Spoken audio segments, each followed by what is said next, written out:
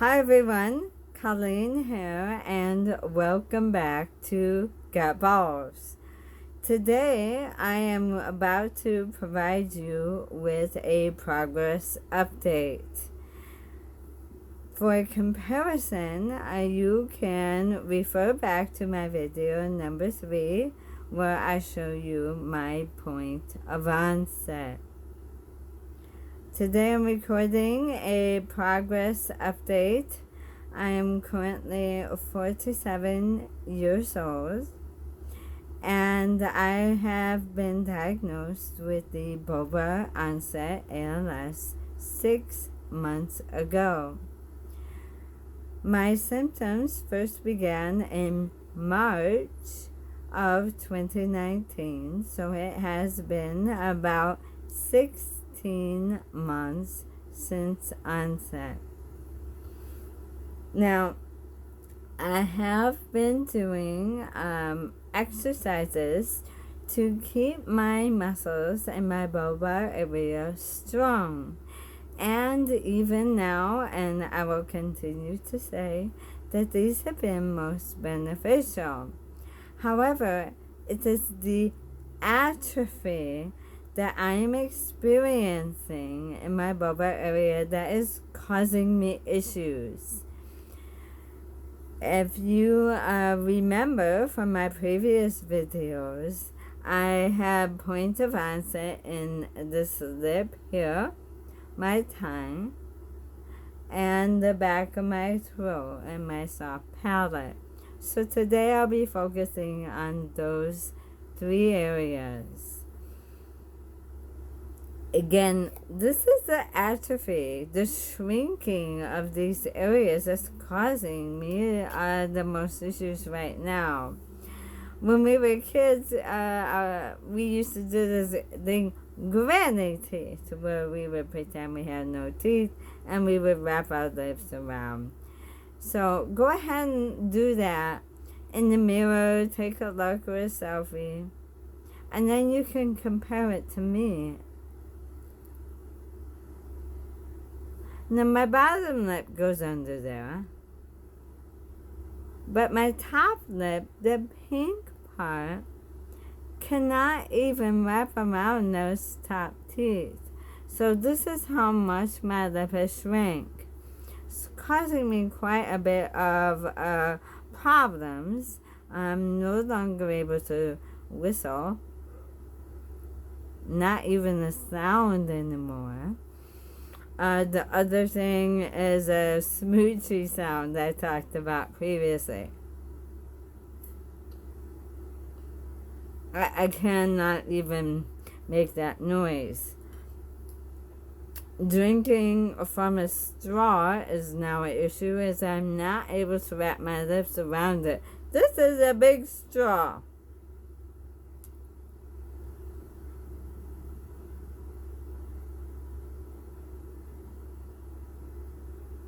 As you can see, I'm not able to put that lip around there, therefore I'm not able to get that suction to drink out of the straw.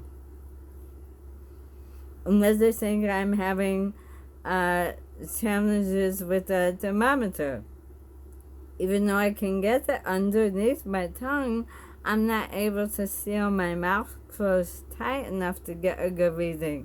So I've had to order a external thermometer. If I take a big gulp of water, it will just leak out. So I have to take very small sips of water because of this area shrinking. And eating out of a spoon, where previously I was concerned about the muscle strength and wiping the spoon clean. Now, the shrinking, the atrophy on my tongue, my lip, is causing issues. I'm not even able to touch the very bottom of the spoon with my lip. It won't reach.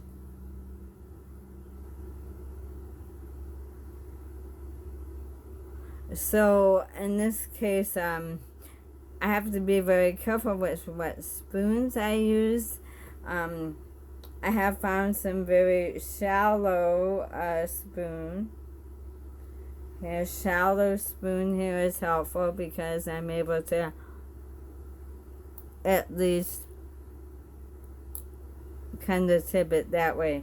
But I notice my eating is very slurpy because I'm not able to make contact with the bottom of the spoon. So I apologize if I'm making noise when I'm eating. My other concern with the atrophy is when I'm doing my exercises. I'm having some difficulty wrapping my lips around my front exercise device in order to get a good feel.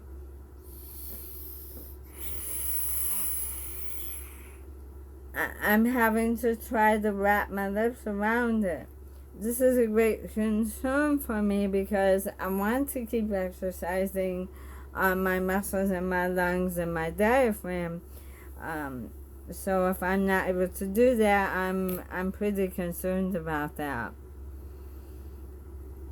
The next area is my tongue. If you remember from previous videos, I used to be able to touch the tip of my nose with my tongue.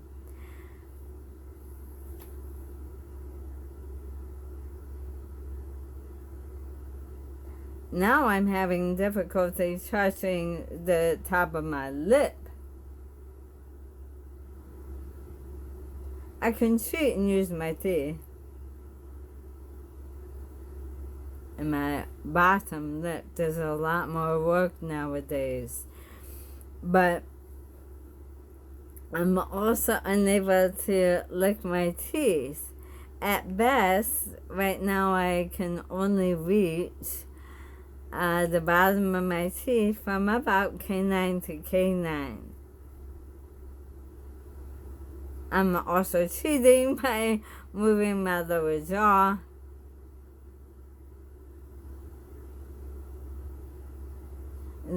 All of this is a little bit upsetting. I'm not able to lick my teeth when I'm eating. I'm certainly not able to lick my gums and get the food out of my cheeks. So I'm having to flush out, swish my mouth with the water to get the food out of my teeth and cheeks. So this makes eating a little bit more of a challenge. Also, being able to move my tongue to chew my food. So I have to be careful with how big of a piece of food I have in there and being able to manipulate it and move it around under my teeth. I can chew, but moving the food with my tongue is a little bit of a challenge. And as you may be able to tell, I'm also having a little more difficulty enunciating because the tongue is getting smaller. The third area is my soft palate and the muscles in the back of my throat. This area is getting weaker. It is causing the nasally sound that you're hearing in my speech. It also affects my eating because the food is getting stuck back in the back of my throat here. So I have to keep flushing the food and pushing it down. The actual swallow itself is still okay, but the food's getting stuck up here in the back of my throat. Pills are also getting stuck in the back of the throat.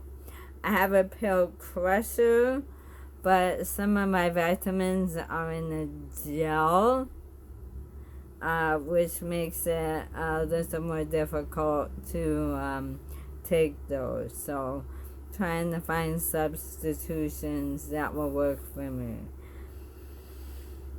The area in the back of my throat is causing some issues with my exercises as well because the air is leaking out of there. Even with this thing, I want that air to go down into my lungs. I want to exercise my diaphragm, and when the air keeps leaking out of my nasal cavities, that's a concern for me too. So trying to continue this exercise is a little bit more of a challenge between my lip and the back of my throat. Also, when I'm brushing, I need to keep my mouth clean and my tongue. So keeping my tongue clean, brushing it, making sure there's no buildup on there, is also being affected because these muscles are getting weak and it's causing a gag reflex. So I have to be very careful in keeping that area clean. So all of these are leading me towards next level in my progression. I've been worried about it lately, but in organizing my thoughts for the video today, I realized that it has been 4 whole months since that video on my point of onset. So if I take that into consideration, that it's taken me 4 whole months to get from there to here, I'm still having a slow progression. I'm also not having any issues with my arms or my legs, so that's also a good thing right now. I am worried with the changes that are coming up and how it's affecting my ability to do exercises, because I'm afraid without the exercises, my progression would accelerate very quickly, and that kind of worries me. So I'm going to continue to make my modifications, try to make things work for me. I'm going to keep moving forward as best I can, but I am going to be looking into some of these things that I will be needing in the future, such as a feeding tube and a communication device. I did talk about that a little bit in the previous video, but as I explore these things in more detail, I will keep you posted. So I want to thank you for watching my videos. Please hit the like button. Please hit the subscribe button. I may be cutting back my videos every other week, so if you hit the subscribe button, you will get notifications when I do post a video. So thank you for watching, and as always, thank you for being a part of my journey.